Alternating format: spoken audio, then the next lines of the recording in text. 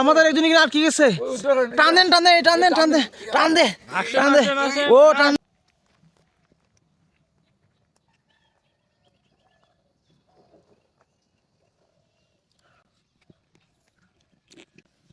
Hello dear friends, আমরা এখন যাচ্ছি হবিগঞ্জ শহরের গহীন অরণ্যে। অলরেডি আমার দুইজন সাথী তারা কিন্তু গহীন অরণ্যে হারিয়ে যাচ্ছে। এই যে ওনাদেরকে আর আমরা দেখতে পাচ্ছি না যে ওনারা আসলে কোথায় যাচ্ছে। এটা হচ্ছে হবিগঞ্জ শহরের একটা গহীন অরণ্য, যেখানে আসলে মানুষ একবার যদি প্রবেশ করে সেখান থেকে আর কেউ সহজে বের হইতে পারে না। তো এখন আমরা আসলে বুঝতেছি না যে আমরা কোন ট্র্যাফে পরে যাব। যদি আমরা হারিয়ে যাই অবশ্যই আপনারা আমাদেরকে উদ্ধার করে নিয়ে যাবেন, কারণ বিয়ার গ্রিলকে কিন্তু উদ্ধার করেছে অনেকেই। বিয়ার গ্রিল কিন্তু সেখান থেকে বের হইতে পারছে সে তার নিজের ব্যক্তিগত প্রচেষ্টায়। তো আমরাও আশা করি ব্যক্তিগত প্রচেষ্টা এখান থেকে বের হইতে পারবো। তো বন্ধুরা, আসলে এই গহীন অরণ্যটার দিকে যখন আমি আসি তখন মনে হয় যে না, সত্যিকার অর্থেই আমাদের হবিগঞ্জ শহর অনেক সুন্দর। আমাদের গহীন অরণ্যের দিকে আমরা এগিয়ে যাচ্ছি। ও নো, আমাদের একজন এখানে আটকে গেছে। টান দেন টান দেন টান দেন টান দে টান দে টান দে ও টান দে যা না রে ভাই, রাস্তার দিকে আছে মানে দেখে মানে রাস্তার দিকে আছে। তো আসলে পরিবেশটা এতটা সুন্দর। আমাদের সঙ্গে আছে মিস্টার রাহিমুল। রাহিমুল এই যে দেখতে পাচ্ছেন বাঁশদার। যদি আপনারা কাউকে বাঁশ গিফট করতে চান, এদিকে বাঁশের অভাব নাই। তো এইদিকে মোটামুটি রাস্তা সংস্কারের কাজ চলতেছে, যে কারণে এদিকের মাটির অংশ নিয়ে যাচ্ছে। কিন্তু এটা আমাদের জন্য, যারা আমরা প্রকৃতিপ্রেমী, আমাদের জন্য এটা খুবই কষ্টের বিষয়। আমরা কোনোভাবেই চাই না প্রকৃতিকে ক্ষতিগ্রস্ত করে কোনো কিছু করা হোক, কিন্তু আসলে আমরা এমন এক পরিস্থিতিতে দাঁড়িয়ে আছি যেখানে প্রকৃতিকে ক্ষতি করা ছাড়া আসলে আমাদের উন্নয়ন সম্ভব না। এই যে দেখেন, গত কয়েকদিন আগে, ও নো ব্রো, দেখছো অবস্থা, গত কয়েকদিন আগে আসলে এই যে এই জায়গাটা দেখতে পাচ্ছেন, এখানে আসলে এদিকে সমস্যা ছিল না, আমরা এদিকে হাইটা যেতে পারছি, কিন্তু এই যে শেষ করে ফেলছি জায়গাটাকে। হ্যাঁ, এটার জন্য খুব কষ্ট লাগে। আমাদের কোয়াই নদী আমাদের গর্বের জায়গা। এদিকে দেখতে পাচ্ছেন বাসা বাড়ি আছে, এদিকে সুন্দর, কিন্তু মানুষের হাত লেগেছে তো তাই এটাকে ভালো বলা যাচ্ছে না।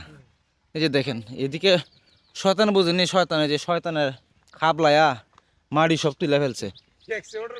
এটা বলে অ্যাক্সিলেটর নয়, আমি বলি শয়তান। শয়তানের হাত দিয়ে আসলে সবগুলো এখানে বেকু বলে না। আপনি কি এটা কি নাম দিচ্ছেন? আপনি শয়তানের হাত, শয়তানের হাত, শয়তানের হাত। শয়তান এমনি হাত দিয়ে কুইরালা। আমার দেখান কোন এটা শয়তান হাত দিয়ে কুইরালা এভাবে এখন আমি কইছি এক্সকেভেটর, আর তুমি কিটা কইছো? বেকু। আপনি কিটা? এইটাই আমি এক্সকেভেটর। এক্সকেভেটর, বুঝছেন? এই দাদার ব্লগে আমি চলে আসছি। দাদা নেন নেন নেন, আপনার ব্লগ আপনি করেন। तो डियर फ्रेंड्स, यह हम हैं, यह हमारा दोस्त है, फ्रेंड है, यह हमारा पार्टी करने लिए आया नहीं है, यह हमारा प्रकृति के उद्यापन करले हिंदी होते सर लायक। तो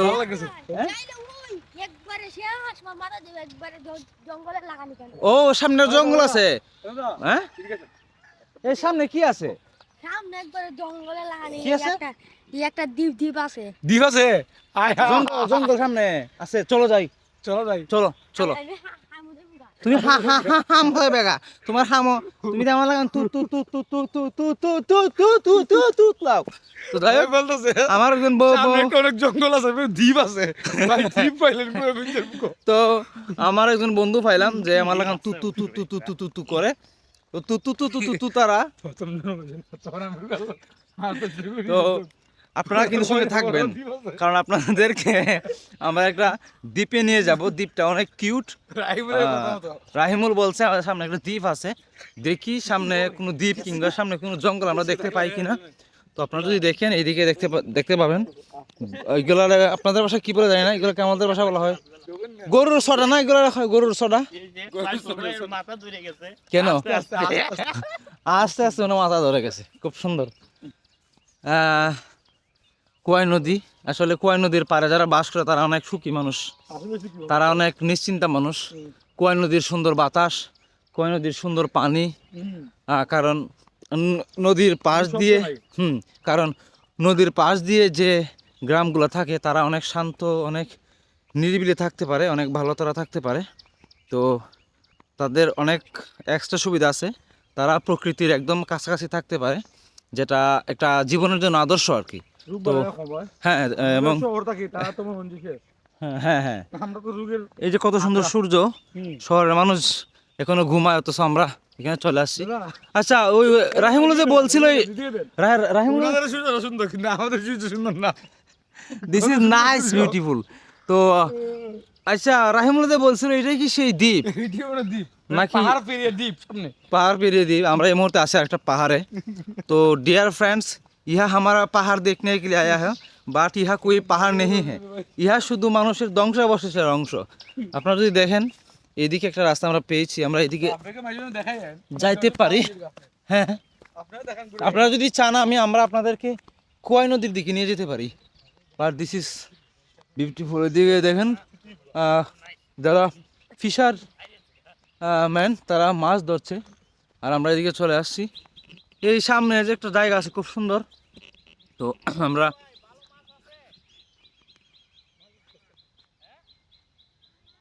ও নো, আমরা মাঝে মাঝে যেটা করি এদিকে আসলে পরে আমরা মাছ কিনে নিয়ে যাই, কিন্তু আজকে আসলে মাছ ওনাদের এখনো যারা ধরা পড়ে নাই, ওনারা এখনো মাছ ধরতে পারে নাই।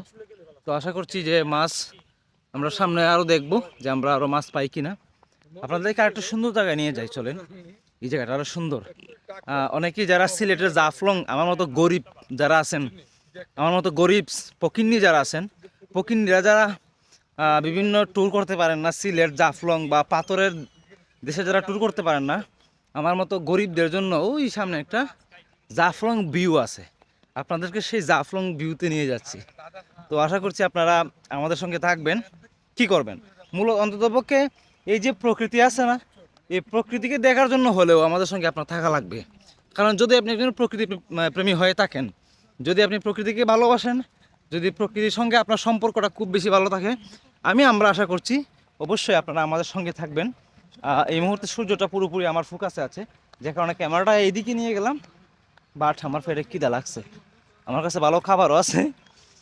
আজকে আমার সাইফুল ভাইয়ের দ্বিতীয় রোজা, তো ওনার সম্মানার্থে আসলে আমি খাবারটা আলাদা আলাদা খাবো, কারণ ওনার সারাদিন রোজা থাকতে হবে, মহান আল্লাহ তাআলার ইবাদত করতে হবে। তো চলেন আমরা সামনে গিয়ে আপনাদেরকে সেই পাহাড়ের দিকে নিয়ে যাই, দেখা হবে।